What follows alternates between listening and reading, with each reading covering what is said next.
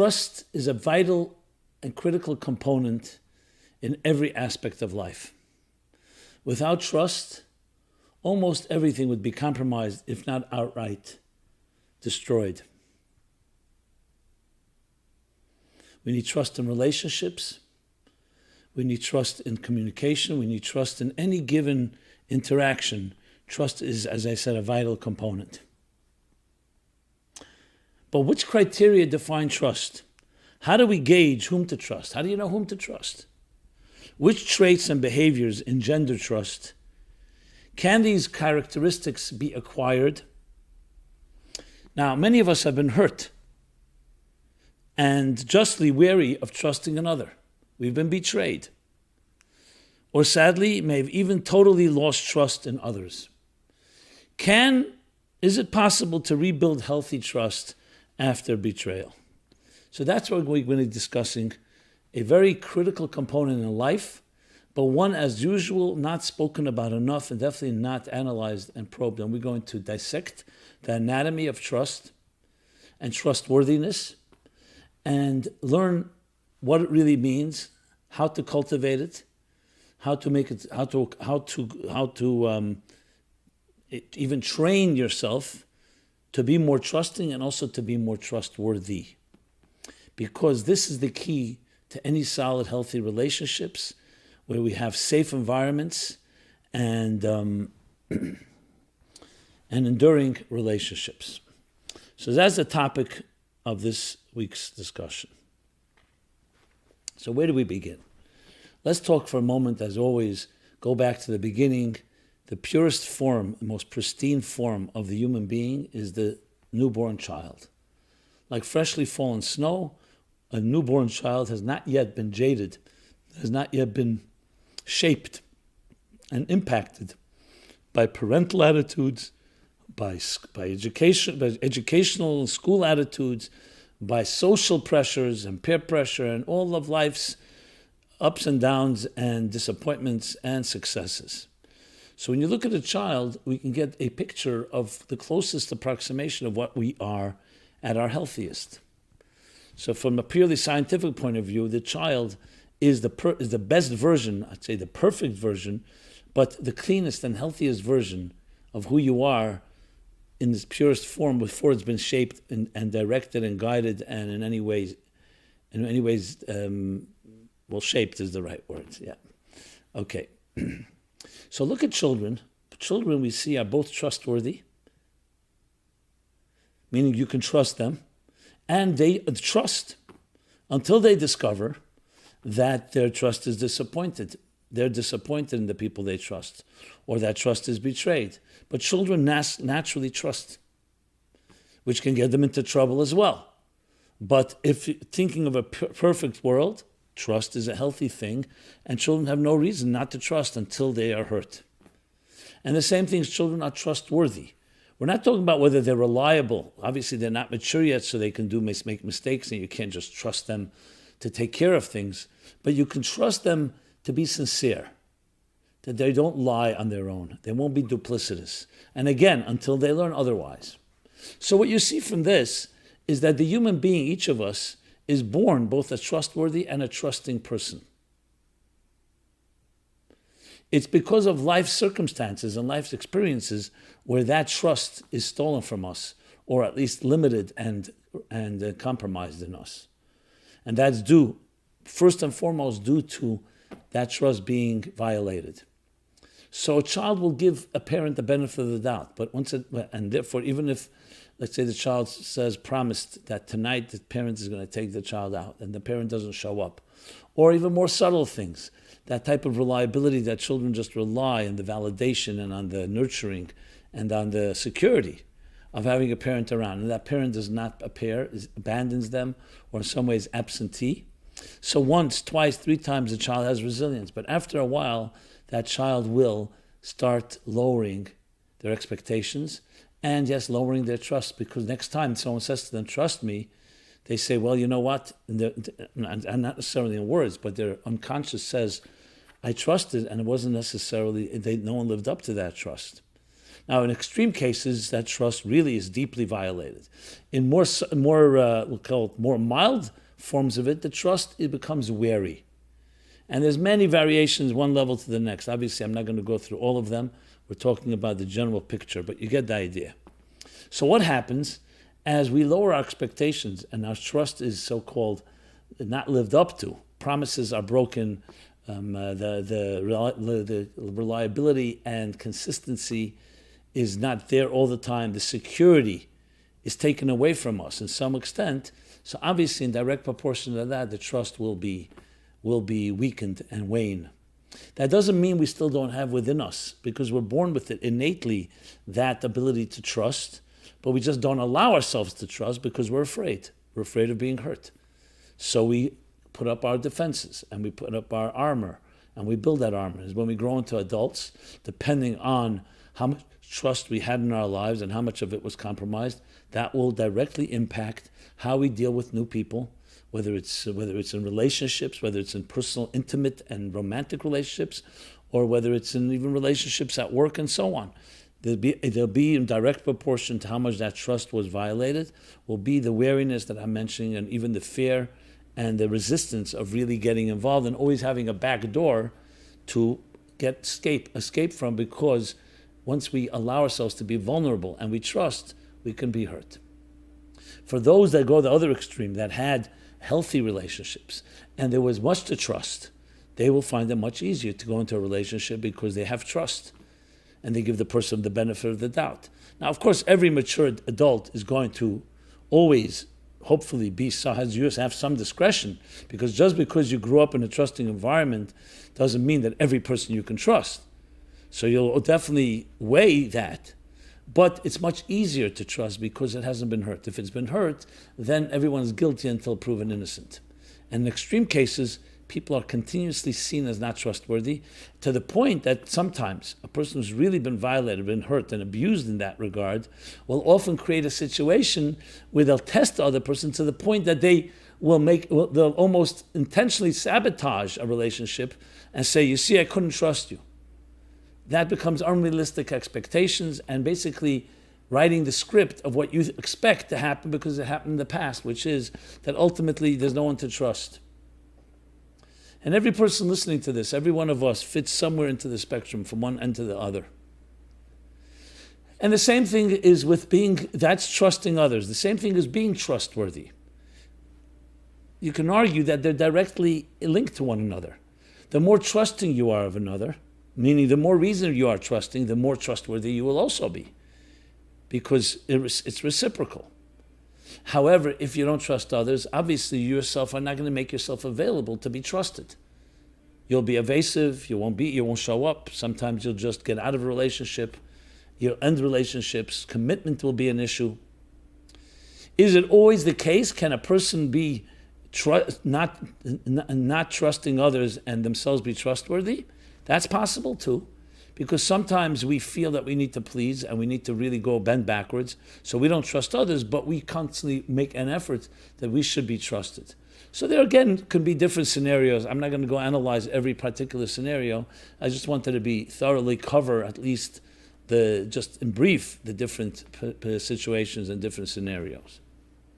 So then what really lies at the heart of trust once you analyze it this way, once we dissect it and we start with the child within us and as we grow into adults? You see, I use the word vulnerability. Trust has to do with being vulnerable, because when you trust someone, you're letting them you're allowing them to make a move that can affect you without you putting up all your defenses. In other words, I say I trust you, you may potentially hurt me, you may not live up to my trust. So trust and vulnerability come together, but vulnerability can be a very positive word. For some, vulnerability is very terrifying, especially those that are not trusting people. But vulnerability could also be a very beautiful thing. Like true love, true intimacy, true love is celebrating your vulnerability with another. Because there is that trust where you can let go and you know that person will hold on to you, will embrace you no matter what, in almost an unconditional way. which is another word. Real trust is connected with certain unconditional love that a parent gives a child, and later in life, hopefully the person that you or your spouse, the person that you commit to and marry in a sacred relationship, will also give you that type of unconditional commitment. But it goes further than that. Because here's the big question. Is trust built on perfection? When you say, I'm trusting someone else, I will be vulnerable, I will rely, I will trust them to to deliver what they promised, to protect me because they say they will. And I will take the risk. And then let's say they don't. What happens? In other words, every human being makes mistakes. Is it a result that they abandoned me? Now, if you grew up with that type of experience, so then, as I said, that's your default state psychologically, then you're expecting to be abandoned. You're expecting you're expecting your trust not to be lived up to. However, regardless, even in a healthy form of trust, the fact is there's no perfection. Even when healthy parents, can children always rely that the parent will always be there? There'll be mistakes. People make mistakes. So let's throw now another word which is vital in this equation, and that is accountability. Trust is not built on perfection, it's built on accountability. So it's not about that the person is always going to perfectly provide for me, perfectly protect me, perfectly always be there exactly as I want them to be. That's not a possibility. That's not realistic. We hope in a young age, and even in older age, parents will be there, but everyone will make their mistakes. But what we like to know, and this is where trust comes into play, we would like to know that there's accountability on that person's part.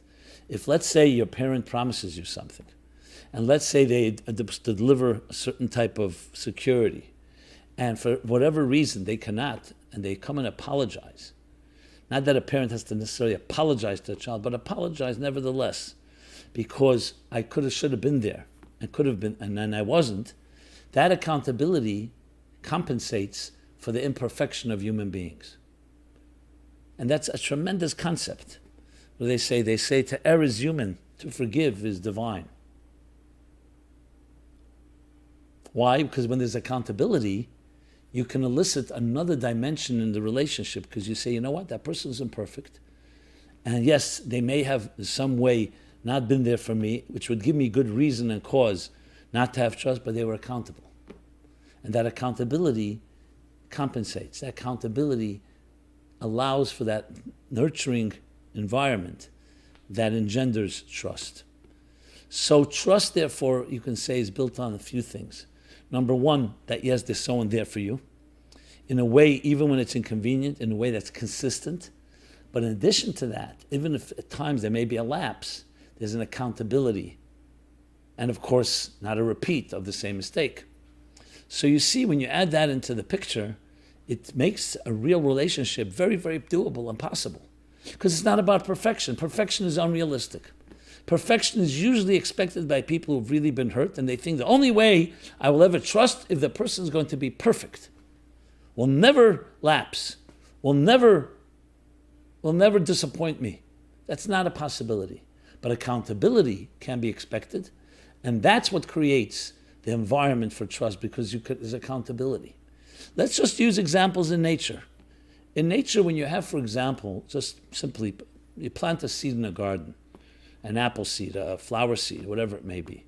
You water the garden, you weed it, and naturally nurturing and will cause this plant to grow. Okay? But let's say there's a drought or there's something else that happens. So look in nature what happens. It compensates. It does something. When there's a forest fire, even though on one hand it destroys the forest, but then the forest regenerates in fascinating ways. So we see in nature there's a built-in immunity system. And that built-in immunity system is also reliable. So though, yes, there may be setbacks, and there may be even worse than that, maybe even disasters, but there's a immunity that bounces back and helps it grow again. So let's apply that now to psychologically. We say the human being is compared to the tree in the field. We too are that way. We have a resilience that even if a trust was betrayed, or even if there was a lapse, or there was some form of betrayal, intentionally or not intentionally, it is that accountability that's our immune system that brings back the greatest of a human being and say, yes, you know why you can trust me? Because I will be accountable. I will tell you and be transparent and upfront. Full disclosure, not a cover-up, not more lies. A lie is the ultimate cause for distrust. When someone lies to you. And so one time you may forgive, a second time you may overlook. But then if it's repeated, at some point you say, I can't rely on this person. They're liars. Accountability is the opposite of a lie. That even if there was a lie, or there was not a lie, but there was something, a lapse in a person's commitment, there's accountability. That accountability reignites the capacity to have trust. So when people say, trust me, we all know what our reaction is. You think I'm going to trust you because you told me trust me? It's like a line people say, a cliche. No, trust is to be earned. You cannot ask someone to trust you. It's something to be earned, something that with behavior, accountable behavior, reliable behavior, things that are consistent, that I know I can rely on, that engenders and helps trust develop and grow and become a force in people's lives. So we see from this, if you talk about the qualities, what are the qualities that are necessary? That we'll call the trustworthy traits. The trustworthy traits, just looking at the actual title. What are they?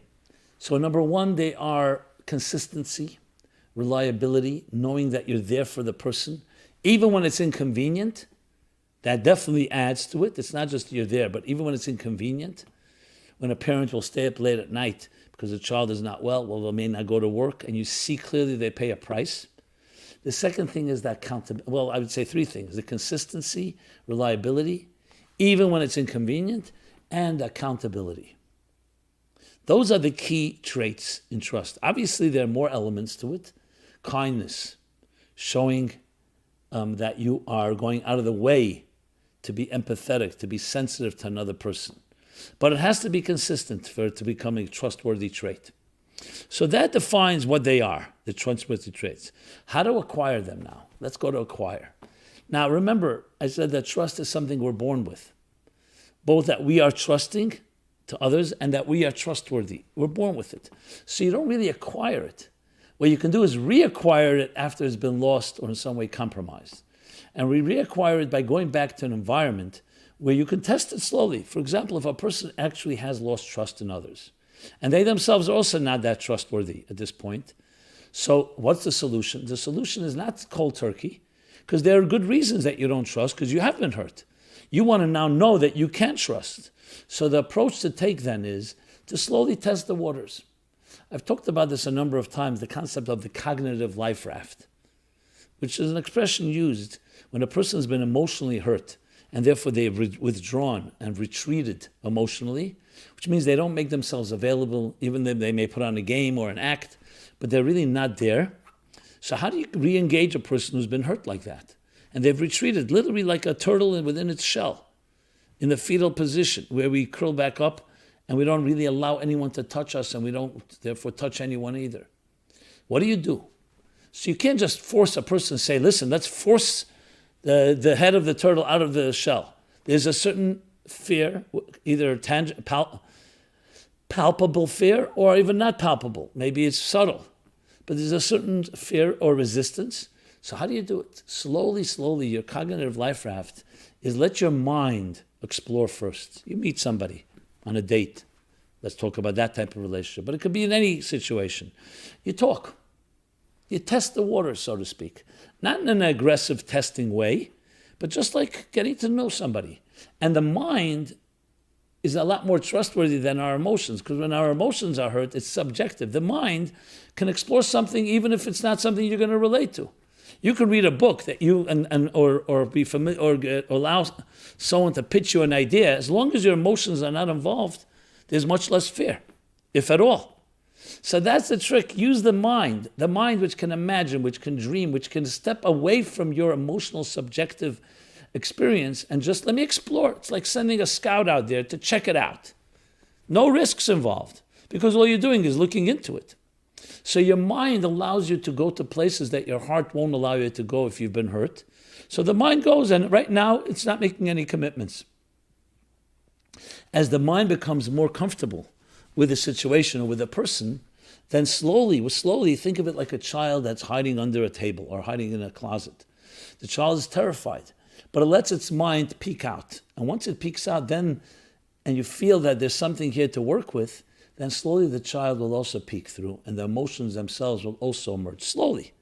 So the cognitive life raft is an escape, basically. I wouldn't say the word escape. It's a life raft. It's a place to travel to where you're dreaming of a situation that you don't yet expect, and you're not ready to let go and allow yourself to be vulnerable. But cognitively, in your imagination, in your mind, you can allow yourself to travel there. As you see and research and do the discovery and do your due diligence, slowly, your emotions can begin to peek out because they're under the guidance and the protection of the mind. And the mind can say, it's worth looking into. The emotions are still going to need time, but you have a mind that's protecting you. So in a way, the mind becomes your nurturer, and the force that you trust your mind. Now, some of us have been really hurt where we can't even trust our minds. So that's why maybe you talk to a mentor, maybe you take more time, you explore, you read about it. In other words, you want to get some objective, reflective perspective before being impulsive or emotional about it. But then slowly, what can happen is that it opens up your heart, and your heart says, you know what, let me test here. Let me now emotionally test the water. And that's a more difficult step. But once the mind has so-called paved the way, and has paved the way is the right word. I want to say it like opened the door, paved the way, then the emotions can slowly behind the mind come out and test the waters emotionally. And you may discover, you know what, this is a person I can trust. Again, I'm not suggesting this be done overnight or quickly, but it can be done. So therefore, we have a way to actually rebuild trust and trustworthiness even after it has been betrayed, or we have been betrayed, even after there's been a breach or a violation. A process that helps us reacquire. As I said before, it's inherent. We're looking to reacquire trust using the cognitive life raft among other methods that help us build and grow and connect in a trusting way. Now, till now we've been speaking about trust in human beings. There's also the concept of trust in God, bitachon b'Hashem. And there's actually verses in the book of Psalms and other places that says that the only real trust you can have is in God, because God is unwavering and consistent and totally reliable, being that God is God. Human beings, at the end of the day, are fickle and mortal and have their mistakes. Yes, it's true. We compensate on that through those lapses through accountability, which is divine, and forgiveness, which is divine. But still, the true trust is in God.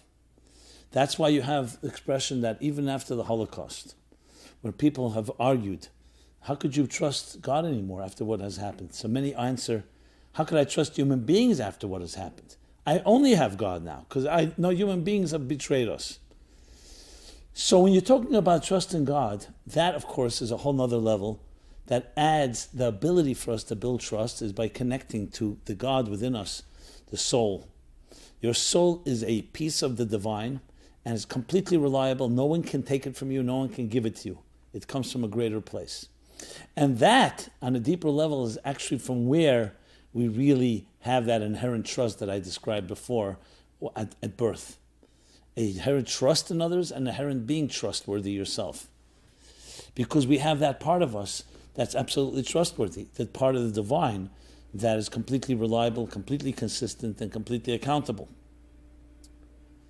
The question, the challenge is, how do we glean, how do we draw that trust into our personal lives?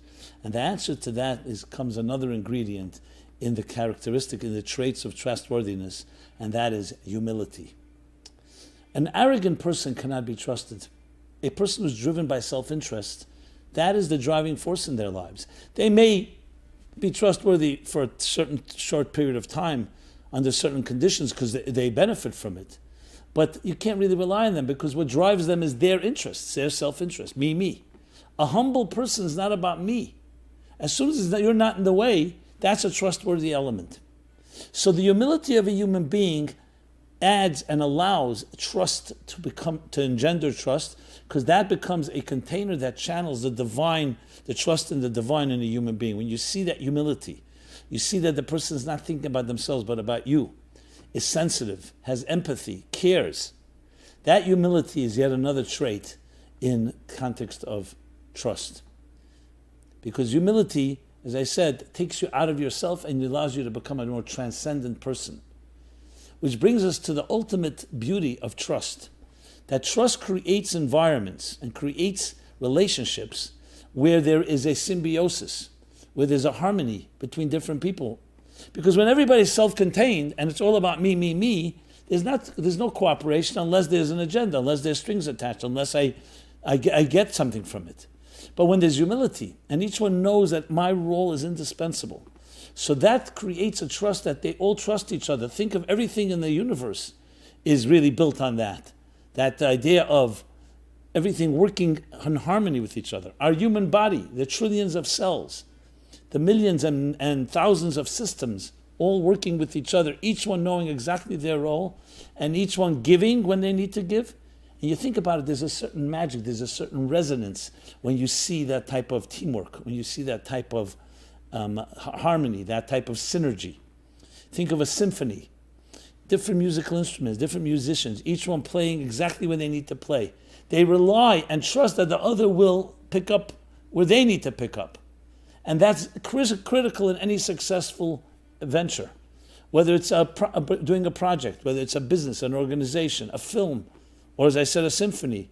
It's dependent on the fact that each can trust the other. When you hire people and you know that you can sleep peacefully because they're doing their job when they need to do it, is a tremendous peace of mind in that. Think of the other way around, where you hire people and you have to look over their back and second guess and not sure, did they do it? And you keep asking them, did you do the job? Did you not do? It creates so much, it drains us. So trust is actually also a way of creating that calm and peace in our lives, where we don't have to constantly be guessing and second guessing ourselves, and we have that ability to really rely and trust on others.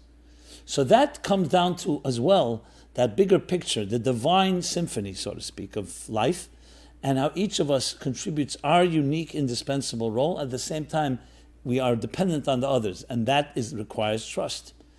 Look in the military, for instance. The military is the best example, where it's in a very rigid form, in a very rigorous form, I should say, to the point that court-martial, look how severe if there's a breach, if there's not listening to an order, because the hierarchy and the chain of command is so critical that and everybody has to trust each other, because you're talking about life and death. A moment can cause who knows what. So in the military, you see that necessity of trust, trusting your colleague, trusting your commander, trusting the soldier. Everyone needs absolute trust. And if there's a breach of that trust, it undermines the entire effort. In other areas, maybe not as rigorous, but as I said, in company, organizations, you also need that. And that's a synergy that resonates. Think of the beauty when we see the magic, when we see different factors going together. You ever see a baseball team or another sports team? We're talking about teamwork, not a single individual, single person sport. You see that teamwork when everything is working seamlessly and fluidly. It's like it makes you cry. It's so beautiful in its cohesion, in its harmony, in its synchronicity. And this is true in nature, this is true in the human body, and so on, that we all have that ability to work together, and that's how trust becomes such a critical ingredient in building anything in life. And of course, that ability for us to blossom and flourish, because we have that peace of mind. When you have your nest, when you have your security, and then you can fly and expand your wings. You see a bird that does not have a nest, someone does not have a home, does not have that security, that trust. They're constantly pursuing it, and they're wasting a lot of energy, and it's draining them to find that little respite, that little home, that hearth, where they can trust and just be trusted and just feel comfortable. When you have that, it allows you to do so much. So many ways, trust therefore becomes a critical component in the entire picture of how we interact with each other, how communities are built, how society is built, how nations are built, and ultimately how the world will look in the best of times, in the messianic times, when there'll be that total harmony. and that total trust. So trust is necessary in really building your own self, your own confidence, but also in creating a cohesive community that synergizes, that cross-pollinates, that everyone benefits from the other, because I do my part and then the other will do their part, then comes back to mine and the others, and there's a constant flow of that many different forces that come together. So with that said, trust therefore is a fundamental piece of life, one that is necessary in so many different ways. We discussed what are the character traits, what are the traits of trustworthy traits, how to identify them, how to discover it in other people, and how to acquire it, or I would say reacquire it when it's lost or betrayed. And when you have that formula, what you then have the ability is to correct wrongs, to repair any breaches, and of course to call upon, when necessary, I would say always necessary, the trust in the divine. And the currency of the United States, it says in God we trust. It doesn't say in God we believe. Faith is more of a passive state. Trust is an active one. Passive means you believe in something. Trust means I trust in it right now that it will be there for me, that I can rely on it. It's active. It's present in my life. And the same thing spills over, as I said, humility, which is now another trait. Add humility into the equation, a person that's humble, that allows that divine trust to enter into your being, into your life. Which is why it's so vital, especially in marriage, in all relationships, but especially in the more intimate and the more internal ones, because there it's even more important to be able to be vulnerable and celebrate that vulnerability. We at the Meaningful Life Center, we believe that this is part of our philosophy, part of our approach to life, which is all the work and all the array of materials and programs that we offer are about that. We can't ask you to trust us. We want to earn your trust, and we want you to earn, and we want to earn your trust, and we hope you cause us to earn your trust. Sorry about that, because it's really a symbiotic thing. So check us out online, meaningfullife.com. Many resources, programs, all directed to building that inner confidence, that nurturing, the necessity to really, that is so important in life, and the ability to be a symbiotic relationship.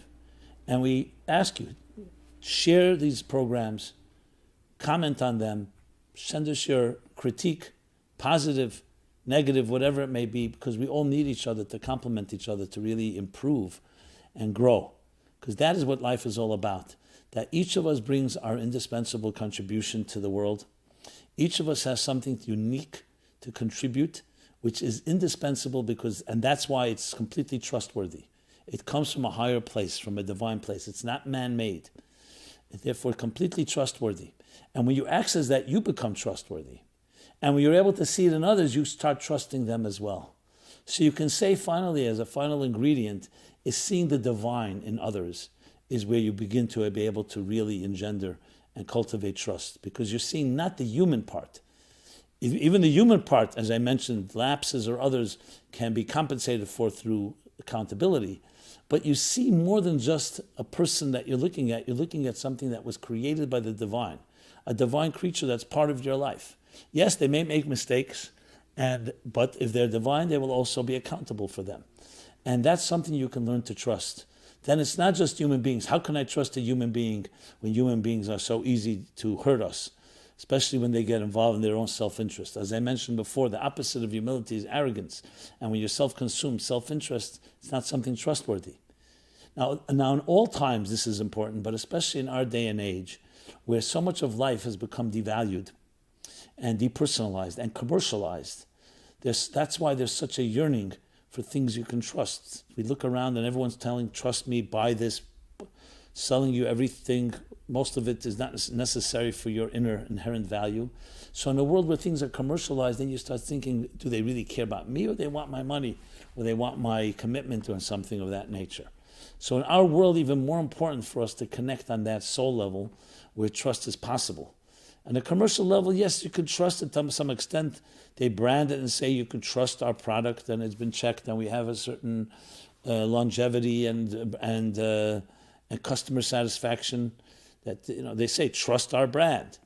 Now, sometimes that's true, sometimes it's not true, but there's always an agenda. When you bring the soulful dimension to it, what you're addressing then is introducing something that really allows for true trust to be built. I always find it ironic that in the financial markets they call it trusts, they call it the securities, when in truth money is the first and most fickle things of all, the least thing that's secure, the least thing that's trusting. Now, of course, I understand what their point is, that to say you can trust, you can put it in a trust, you can put it in security, to have a secure financial nest egg. But money itself, by definition, is impermanent. And impermanent things do not engender trust because they are impermanent. You can't rely on it. You can't take it with you to the next world. It's spent and so on. It has its value. It creates the illusion of something you can truly trust because people say, with money I can buy anything. But real trust is trust in people and in God. People, I mean people that you can trust, healthy trust, because that is a true reliability that you have in somebody. But only when that person has the humility and has the divine component, that spiritual side to them, that allows you to trust. So what we have here is basically a methodology and formulas and ingredients that teach us what requires, what defines trust, how do you acquire and build it, and how do you identify it in others to the point that we can create trusting and trustworthy relationships, that symbiosis, that harmony that goes both ways. And in doing so, we all become musical notes in one large symphony, each with our indispensable role, our trusting role. Each of us can rely and trust the other, and they in turn can trust us. This is our mission at the Meaningful Life Center, so please participate with us. Join us in this synergetic experience. Let us build that trust. We're here every Wednesday, 8:30 live, but it's archived, so truthfully, these broadcasts and programs are available all the time once it's broadcast. We're here every Wednesday, 8:30, and then they're archived. So join us in this journey. I look forward to everyone should have a very a very trustworthy week, and a very trusting week, and looking forward to see you next Wednesday at 8:30. Be well and be blessed. Thank you so much.